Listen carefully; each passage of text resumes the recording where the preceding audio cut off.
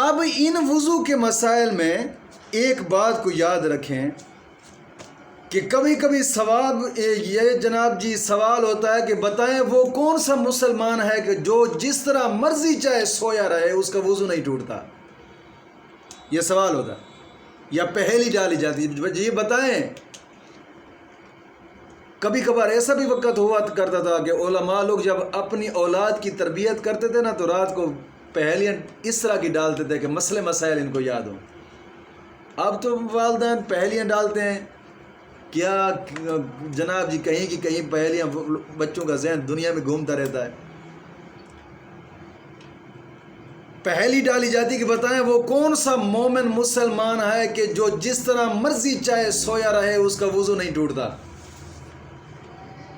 جواب میں آتا ہے کہ جناب جی وہ نبی ہے.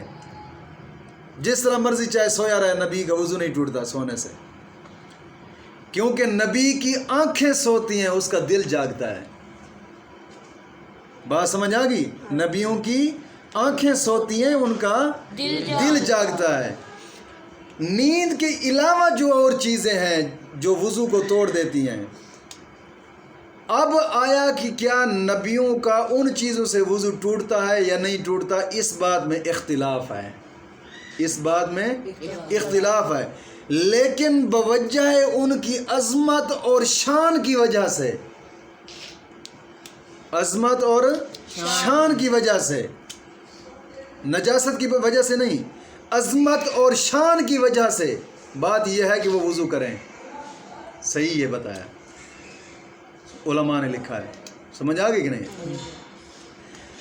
ورنہ نجاست ان کی نجاست تو نجاست نہیں ہوتی. ان کے جو فضلاء شریف ہیں, پیشاب ہے, پخانہ ہے, نبیوں کا پیشاب اور پخانہ بھی پاک ہوتا ہے, امت کے لیے حلال ہے, ان کے لیے کھانا پینا جائز حلال ہے اور باعث برکت ہے.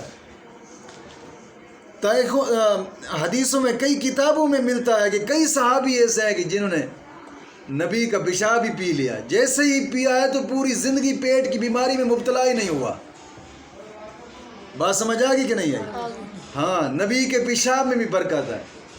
لیکن مجھے حیرانگی ان لوگوں پر آتی ہے کہ جو یہ کہتے ہیں نبی تو ہمارے جیسا بشر ہیں. اوے الو, تمہارے جیسا نبی کیسے؟ نبیوں کا تو پیشاب ہی برتوں والا اور پاک ہے, حلال ہے امت کے لیے کھانا. سمجھ آ گئی کہ نہیں آئی؟ ہاں, تو انبیاء جس طرح مرضی چاہے سوتے رہے نبی, سونے سے ان کا وضو نہیں ٹوٹتا. بات سمجھ آ گئی کہ نہیں آئی؟